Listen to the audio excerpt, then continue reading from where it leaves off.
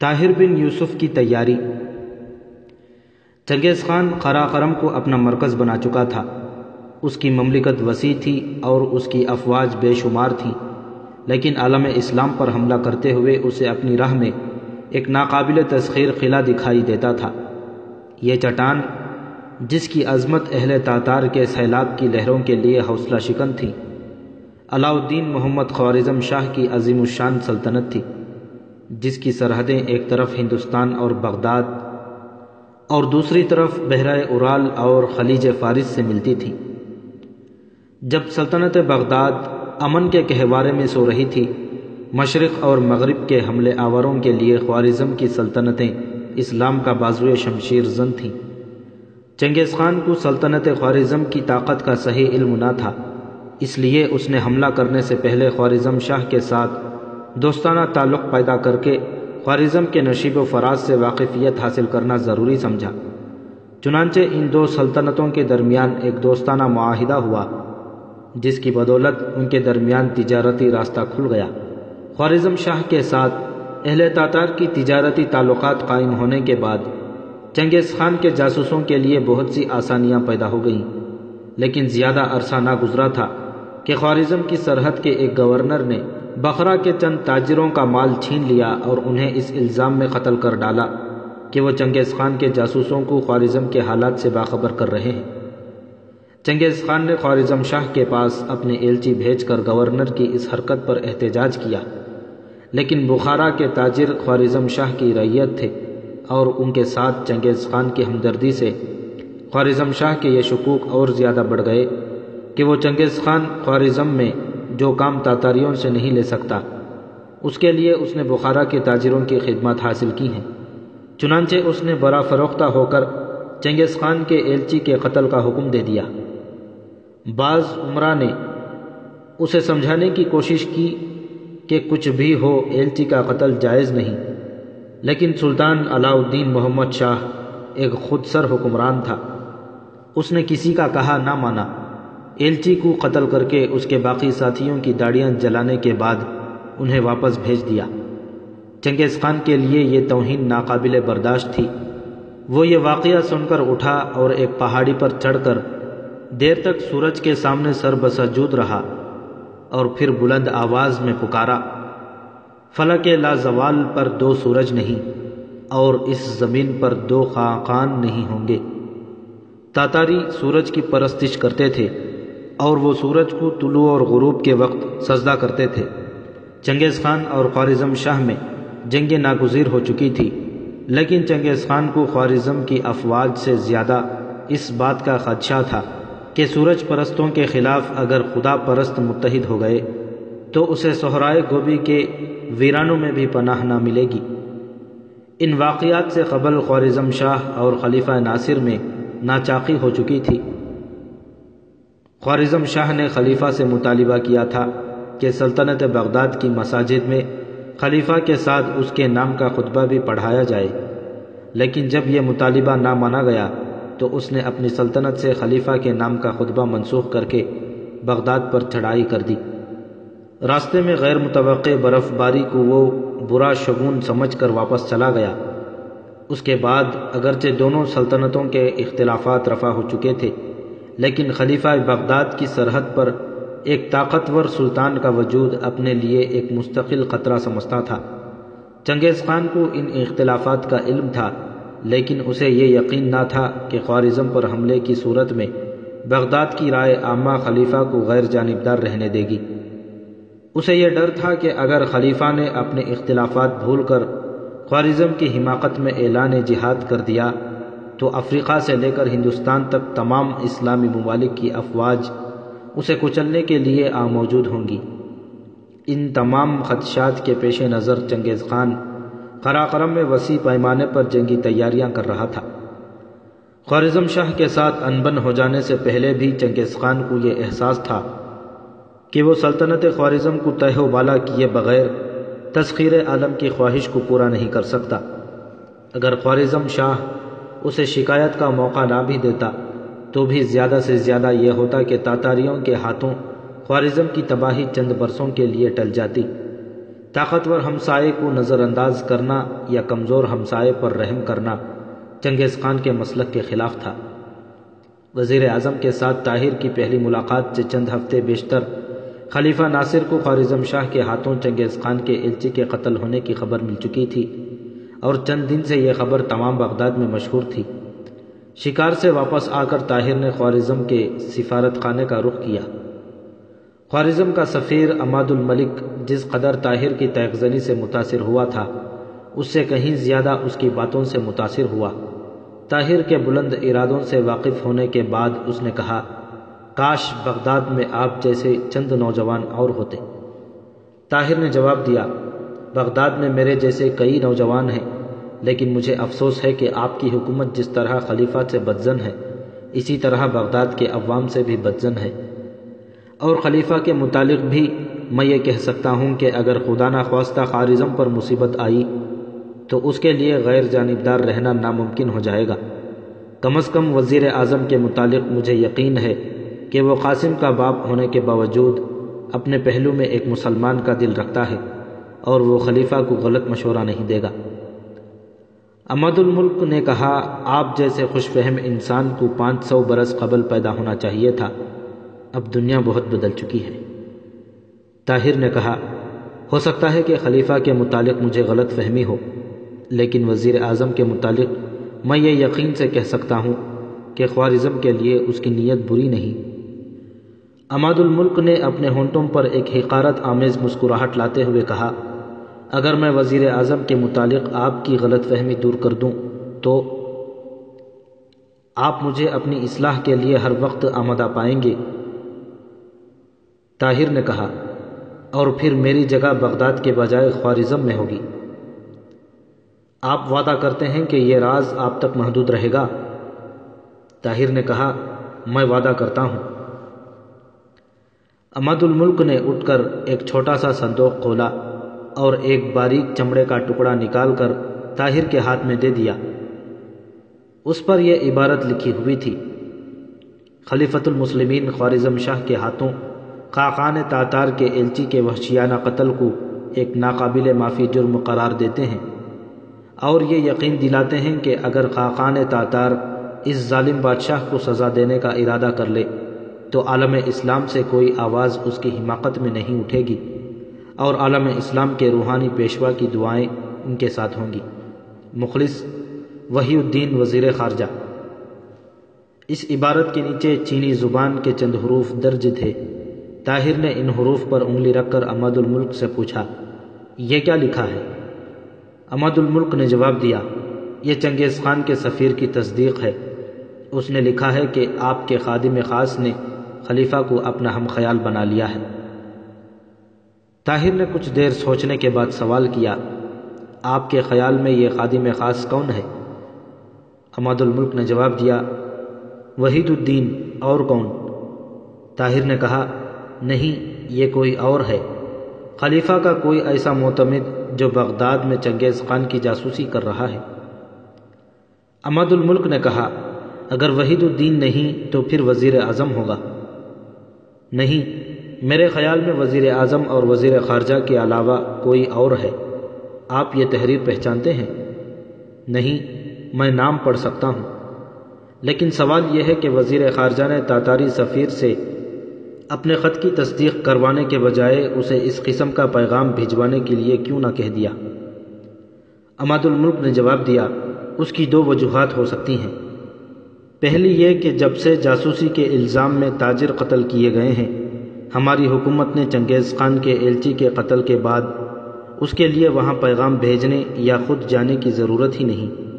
ہماری سلطنت میں سے گزرنے کے علاوہ اس کے لیے صرف دو راستے ہیں۔ پہلا یہ کہ وہ مغرب کے ممالک سے گزرتا ہوا روس کا رخ کریں اور پھر روس کے ان ناقابل عبور علاقوں سے گزرے جن کے باشندے حال ہی میں تاتاریوں کی صفاکی دیکھ چکے ہیں۔ وہ کسی تاتاری یا ان کے ایلچی کو اس کا حسب و نسب پوچھے بغیر قتل کر دیں گے۔ دوسرا راستہ یہ ہے کہ وہ سمندر کے راستے ہندوستان جائے اور وہاں سے قراقرم کا رخ کرے۔ اس صورت میں اس کے سامنے وہ بلند پہاڑ حائل ہوں گے جہاں سے پرندہ بھی نہیں گزر سکتا۔ طاہر نے پوچھا، یہ تحریر آپ کے ہاتھ کیسے آئی؟ اماد الملک نے جواب دیا، خلیفہ ناصر کی فراست نے ہمیں چوکنا رہنا سکھا دیا ہے۔ انہوں نے اس مہم کے لیے ایک خوارزمی ترک کی خدمات حاصل کی تھیں اور یہ چمڑا اس کے جوتے کے تلے کے اندر سی دیا گیا تھا، لیکن ہماری سرحد کے افسر جاسوسوں کو پہچاننے میں بہت ماہر ہیں۔ سرحد کے گورنر نے ایلچی کو قتل کر دیا اور اس خط کی نقل سلطان کو اور اصل میرے پاس بھیج دیا ہے۔ میں وزیر اعظم سے مل چکا ہوں، اسے میں نے یہ نہیں بتایا کہ اصل خط میرے پاس پہنچ چکا ہے، میں نے صرف ایک نقل پیش کر دی تھی۔ طاہر نے پوچھا، تو وزیر اعظم نے آپ کو کیا جواب دیا؟ انہوں نے بے شمار قسمیں کھائیں، وزیر خارجہ کو گالیاں دیں اور مجھے اپنے محل میں بٹھا کر سیدھے خلیفہ کے پاس پہنچے اور واپس آ کر مجھے بتایا کہ خلیفہ نے وزیر خارجہ کو بلایا ہے، خلیفہ کا ارادہ ہے کہ اسے محل میں بلا کر گرفتار کر لیا جائے۔ اس کے بعد اسی شام مجھے وزیر اعظم نے دوبارہ اپنے محل میں بلایا اور کہا کہ وزیر خارجہ روپوش ہے اور اس کی تلاش جاری ہے۔ ابھی تک وہ ملا ہے یا نہیں؟ اور اس کے باوجود آپ یہ سمجھتے ہیں کہ خلیفہ اور وزیر اعظم اس سازش میں شریک ہیں؟ مجھے تو یہ نظر آتا ہے کہ وزیر خارجہ ایک طرف عالم اسلام اور دوسری طرف خلیفہ اور وزیر اعظم سے غداری کر رہا ہے، اور اس کے روپوش ہو جانے کی وجہ بھی یہی ہو سکتی ہے۔ اماد الملک نے کہا، ہو سکتا ہے آپ کا خیال صحیح ہو، اور دوپہر کے وقت خلیفہ کے ایلچی کے اس مطالبے نے کہ آپ فوراً میرے ساتھ چلیں اسے شک میں ڈال دیا ہو، لیکن یہ بھی ممکن ہے کہ وہ خلیفہ کے پاس گیا ہو اور خلیفہ اور وزیر اعظم نے اپنی بدنامی کے ڈر سے اسے روپوش کر دیا ہو۔ ممکن ہے اس نے اس شربت کا ایک آدھ گھونٹ پی لیا ہو جسے چکھ لینے کے بعد کوئی شخص خلیفہ کے محل کی بھول بھلائیوں سے زندہ واپس نہیں نکلتا۔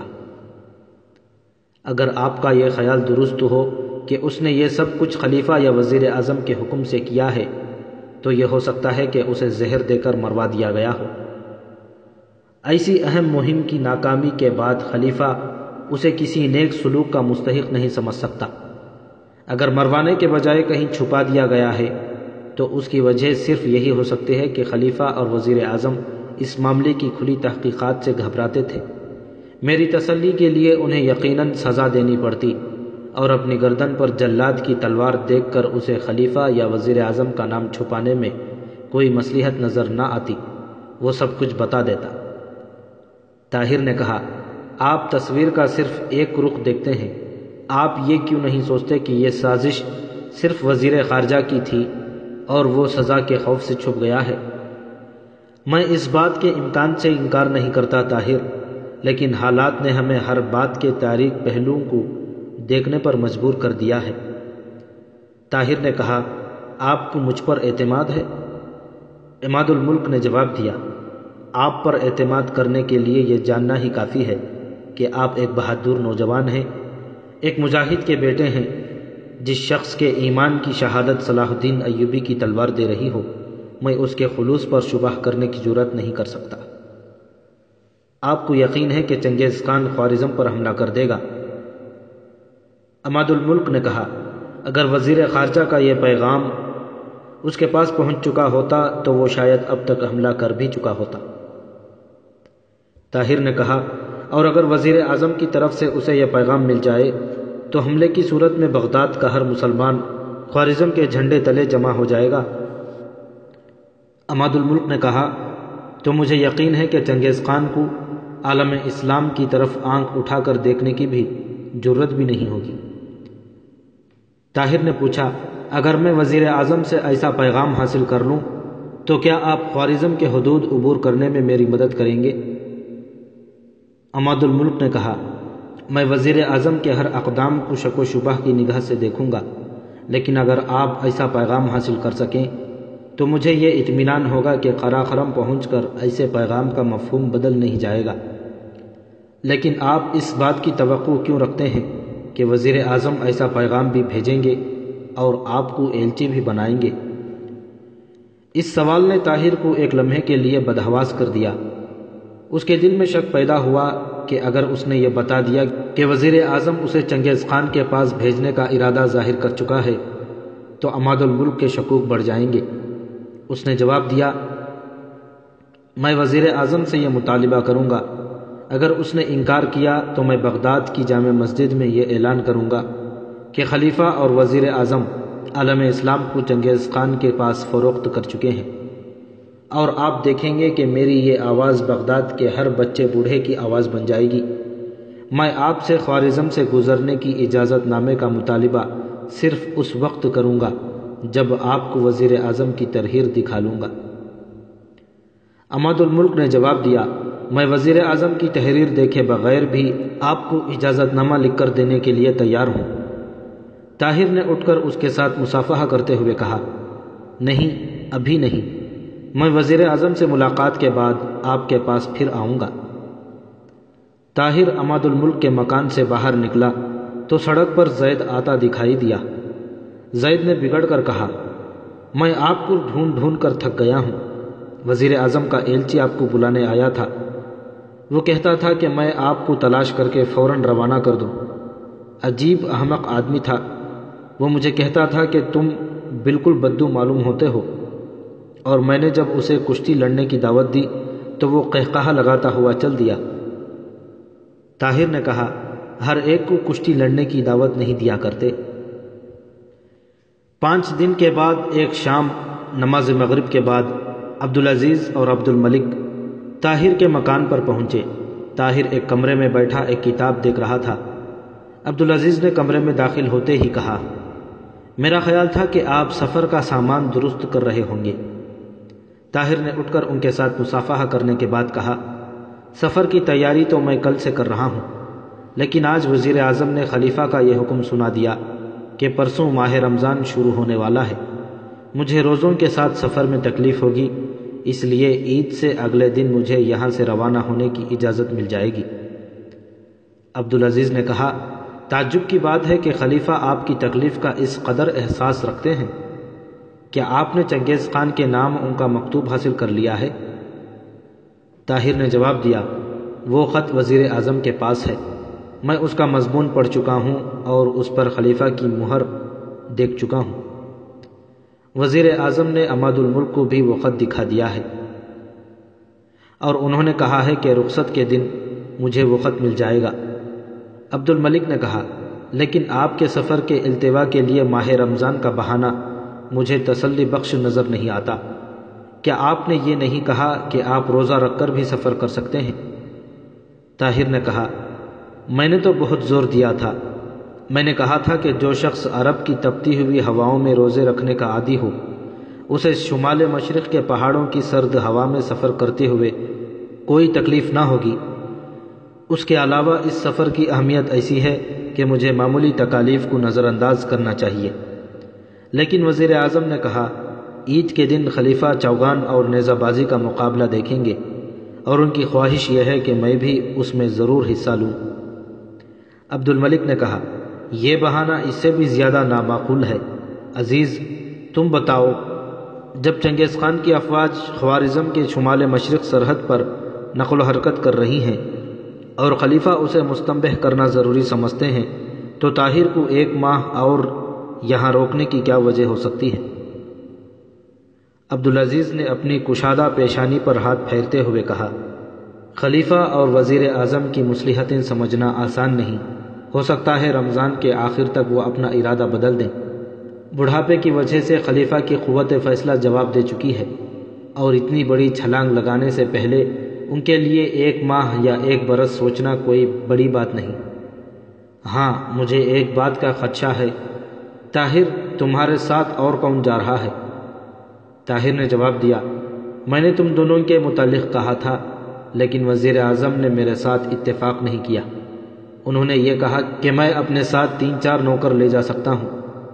عبدالعزیز نے سوال کیا، ان نوکروں کا انتخاب آپ کی مرضی پر چھوڑ دیا جائے گا یا وزیر اعظم اپنی پسند کے آدمی بھیجیں گے؟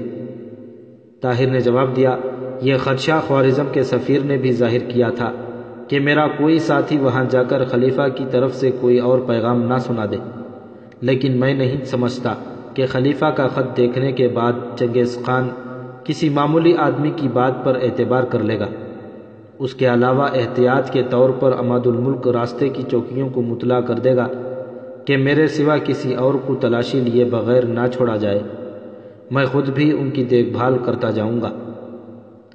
عبد الملک نے کہا، اگر ان میں سے کسی نے تاتاری سفیر کی کوئی نشانی وہاں جا کر پیش کر دی تو؟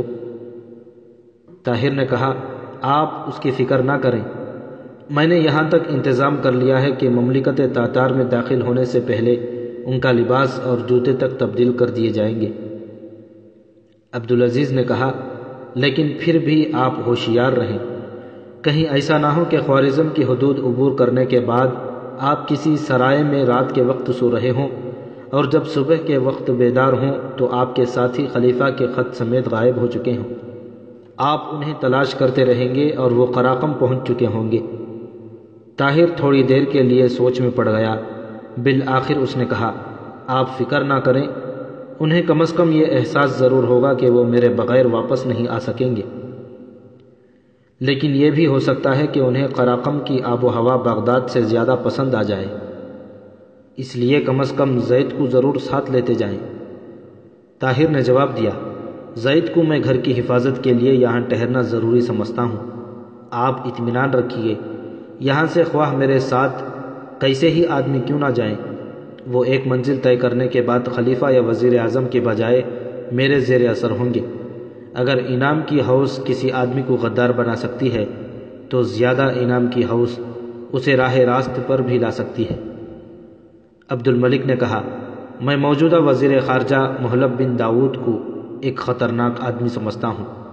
2 سال قبل وہ بغداد میں بالکل ایک اجنبی آدمی تھا، لیکن چند ماہ سے یہ حالت کہ دن میں ایک بار خلیفہ سے اس کی ملاقات ضرور ہوتی ہے۔ وحید الدین کے روپوش ہونے سے پہلے وہ اس کا نائب تھا، لیکن عجیب بات یہ ہے کہ وحید الدین سے زیادہ خلیفہ کے ساتھ اس کی ملاقاتیں ہوتی تھیں، اور بعض ملاقاتوں میں وہ چنگیز خان کے سفیر کو بھی اپنے ساتھ لے جاتا تھا، اس لیے بہتر ہوگا کہ اس کا کوئی آدمی آپ کے ساتھ نہ جائے۔ طاہر نے کہا، میں اس بات کا خیال رکھوں گا، آپ کو معلوم ہے کہ محلب بن داؤد کہاں سے آیا ہے؟ عبد الملک نے جواب دیا، یہ کسی کو معلوم نہیں، لیکن کہا جاتا ہے کہ اس کے پاس بے پناہ دولت ہے اور وہ خلیفہ اور شہزادہ مستنصر کو بیش قیمت تحائف پیش کر چکا ہے۔ صفیہ علیہ صبح گہری نیند سے بیدار ہوئی، کمرے کی دھندلی روشنی میں ادھر ادھر دیکھ کر اس نے مغموم سی صورت بنا کر پھر آنکھیں بند کر لیں۔ آج پھر وہ ایک سہانا سپنا دیکھ چکی تھی، آج پھر اس نے ان دلکش فضاؤں میں پرواز کی تھی جہاں آزاد پرندے محبت کے گیت گاتے تھے۔ اس نے خاموش نگاہوں سے کسی کے سامنے التجائیں کی تھیں، اور کسی نے ان التجاؤں کے جواب میں یہ کہا تھا، صفیہ نادان نہ بنو، ہماری زندگی کے راستے مختلف ہیں۔ صفیہ نے اپنے چہرے پر ایک مغموم مسکراہٹ لاتے ہوئے کہا، میرے بدو، تم بہت ضدی ہو۔ وہ دوبارہ آنکھیں کھول کر اٹھی اور دوسرے کمرے میں جا کر وضو کرنے کے بعد نماز کے لیے کھڑی ہو گئی۔ نماز کے بعد اس نے ہاتھ اٹھا کر دعا کی، اور حسب معمول آج بھی اس کی دعا کا آخری فقرہ یہ تھا، میرے اللہ اسے ہر آفت سے بچانا۔ دعا ختم کرنے کے بعد صفیہ اٹھ کر اپنے کمرے میں چلی گئی اور دریچہ کھول کر پائیں باغ کی طرف جھانکنے لگی، پھر میٹھے اور ہلکے سروں میں ایک گیت گاتی ہوئی دوسری دیوار کے ساتھ قد آدم آئینے کے سامنے جا کھڑی ہوئی۔ اس کی آواز جو موسم بہار کے پرندوں سے کہیں زیادہ شیریں تھی، آہستہ آہستہ بلند ہو رہی تھی، لیکن تھوڑی دیر کے بعد آئینے میں ایک اور صورت دیکھ کر وہ اچانک خاموش ہو گئی۔ اس نے جلدی سے پیچھے مڑ کر قاسم کی طرف دیکھتے ہوئے کہا، قاسم تم؟ قاسم نے مسکراتے ہوئے کہا، صفیہ تم خاموش کیوں ہو گئی؟ تمہاری آواز… صفیہ نے تلخ لہجے میں اس کی بات کاٹتے ہوئے کہا، میری آواز بہت اچھی ہے، لیکن تمہیں چوروں کی طرح میرے کمرے میں آنے کا کوئی حق نہیں، تشریف لے جاؤ ورنہ میں سکینہ کو آواز دیتی ہوں۔ قاسم نے کہا، صفیہ میں نے کیا خطا کی ہے؟ تمہیں مجھ سے اس قدر نفرت کیوں ہے؟ تمہارے یہ نغمے اگر میرے لیے نہ تھے تو کس کے لیے تھے؟ صفیہ مجھے اس قدر نہ ستاؤ، تم جانتی ہو میں تمہیں کس قدر چاہتا ہوں۔ میں صوفیہ نے غصے سے لال پیلی ہوتے ہوئے کہا، قاسم جاؤ، ابھی تک تمہارے دماغ پر رات کی شراب کا اثر باقی ہے۔ قاسم نے غصہ ضبط کرتے ہوئے کہا، صوفیہ تمہیں معلوم ہے کہ میں شراب ترک کر چکا ہوں، لیکن اگر میری کوئی بری عادت بھی ہو تو زندگی کے طویل سفر میں ہم دونوں ایک کشتی پر سوار ہوں گے، اس لیے مجھے اس قدر ناقدرانہ نظروں سے دیکھنے کی عادت ترک کر دو، یہ ہم دونوں کے لیے بہتر ہوگا۔ صوفیہ نے تنگ آ کر جواب دیا، قاسم جاؤ، میں تمہاری کشتی میں سوار ہونے کے بجائے دریا کے بھنور میں ڈوب مرنے کو ترجیح دوں گی۔ قاسم نے خفیف سا ہو کر کہا، اس قدر سرد مہری ٹھیک نہیں، مجھ میں ہزار خامیاں ہوں، میں تمہاری ایک مسکراہٹ کے لیے موت سے کھیل سکتا ہوں، آگ میں کود سکتا ہوں، پہاڑوں سے ٹکرا سکتا ہوں، میں تمہارے لیے… صوفیہ نے کہا، ہاں ہاں رک کیوں گئے، میں تمہارے لیے آسمان کے تارے نوچ سکتا ہوں، سمندر کی گہرائیوں میں غوطہ لگا کر موتی نکال سکتا ہوں، بڑے بڑے جابر شہنشاہوں کے تاج اتار سکتا ہوں، آندھیوں سے لڑ سکتا ہوں، طوفانوں سے کھیل سکتا ہوں، لیکن ایک انسان نہیں بن سکتا۔ قاسم تمہیں یہ غلط فہمی کب سے ہوئی کہ تم ایک شاعر بھی ہو؟ قاسم نے اپنی بوکھلاہٹ پر قابو پاتے ہوئے کہا، صوفیہ میرے جذبات کی توہین نہ کرو، میں شاعر نہیں۔ تمہارے جذبات وہ اس قابل بھی نہیں کہ ان کی توہین کی جائے۔ تم اگر یہاں ٹھہرنے پر بضد ہو تو میں جاتی ہوں، لیکن میرا پیچھا کیا تو میں سیدھی چچا کے پاس جاؤں گی۔ صوفیہ یہ کہہ کر قاسم کی طرف غصے اور نفرت سے دیکھتی ہوئی کمرے سے باہر نکل گئی۔ محل کے باغ سے چند پھول توڑنے کے بعد صوفیہ درختوں کی ایک جھنڈ میں پہنچی۔